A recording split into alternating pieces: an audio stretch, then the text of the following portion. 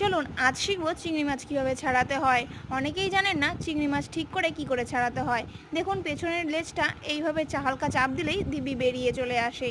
কিন্তু চিংড়ি মাছের শুধু লেজ ছাড়ালেই হলো না, চিংড়ি মাছের নোংরা থাকে মাথার মধ্যে, আর মাথার মধ্যে নোংরাটা হয় পিঠের ওপর একটা শিরা থাকে তা দিয়ে। কিন্তু এই মাছটার মধ্যে দেখুন সামান্য মাথার মধ্যে চাপ দেওয়াতেই দিব্যি বেরিয়ে গেছে নোংরাটা, এই শিরাটা।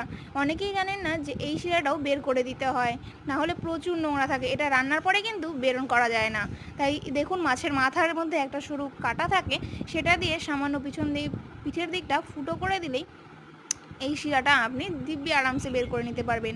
না হলে প্রচুর নোংরা থেকে যাবে এটার মধ্যে। আমি অনেকের হাতেই রান্না খেয়েছি, কিন্তু এই চিংড়ি মাছের এই ছাড়ানোটা কেউ ছাড়ায়নি, কিন্তু আমার ক্ষেত্রে তার জন্য ভালো লাগে না।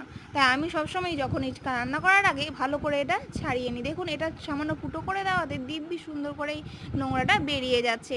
এটা না বেরিয়ে গেলে কিন্তু পুরো নোংরাটাই পেটের ভিতরে পিঠের মধ্যে থেকে যাবে, তখন কিন্তু খেতে নোংরাই লাগবে, বালি বালি লাগবে। তাই একটু কষ্ট করে এটা ছাড়িয়ে নেবেন প্লিজ।